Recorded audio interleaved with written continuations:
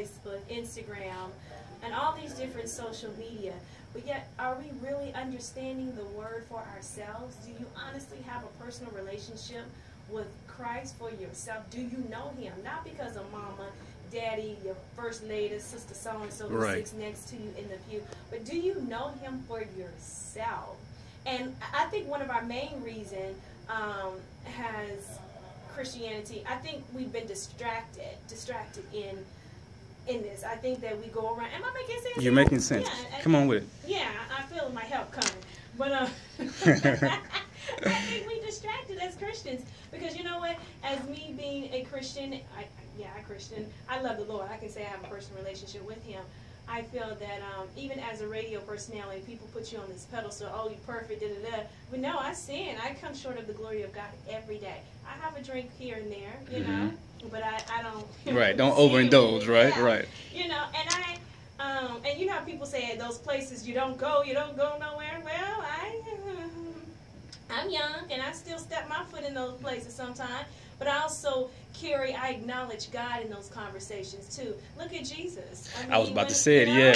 He had, like we were mentioning earlier, he had disciples who were gangster thugs. Like, what, you know? And I think mainly we are distracted as a country, as a society we are. And Christianity, even as Christians, you know, we're not really coming out and standing firm, like speaking the truth, as the caller called in earlier with the gays and indulging in things that are not Christ-like. And yeah, we will engage in those, but, you know, are we recognizing it? And you're asking God to forgive us, and once we do and we repent, we go right back to him, you know? Right. I think it's really important because, you know, I say it all the time, you know, especially when it comes to gays or different things that, you know. And I love them too. Right. No hater on right. me. That society or even the boundaries of Christianity say we ought to reject.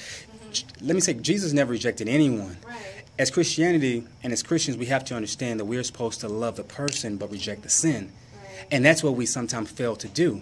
Because Jesus approached... Ooh, say that again, because I think sometimes we are loving... We forget to love the person and reject the sin. There is a separation. We just separate.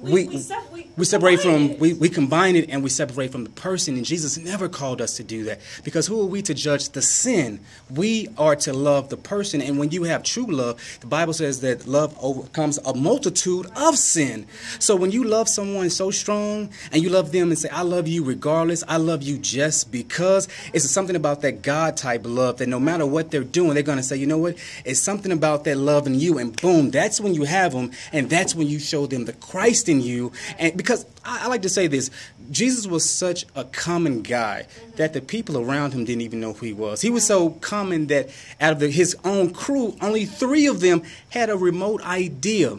But he was so common because he knew that the commonality in him was a thing that was going to help him to approach the heart of people. Because as great as Jesus was, he created you, but he also knew that he needed access that's given to you. You have to give him the authority into your life. And so what he did was, I'm going to show you who I am so that not only do you love me as a person, you love the Christ in me.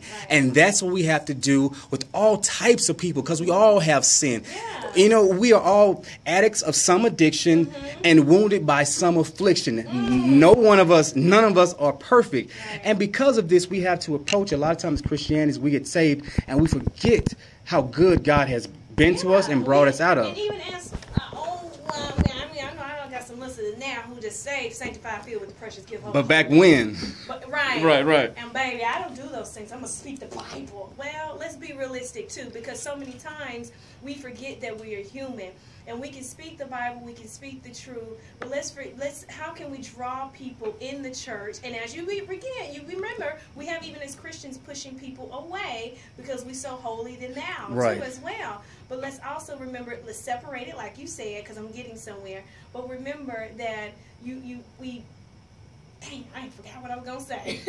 Well, it's important, as you're saying, because when it comes to loving people, you know, I'll say it again, loving people. If you can have all the talented gifts, you can have the biggest church, you can have the biggest name, But if you reject the people, then you're rejecting God. God, yeah.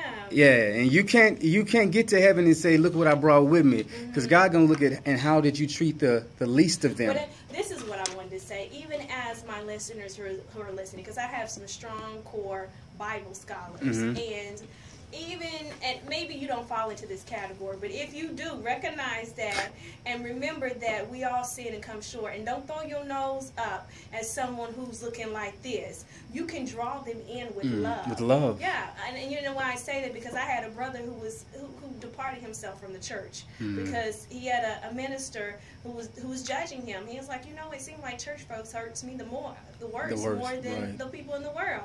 So remember that, and even as ministers, as pastors, know how to, what did you say?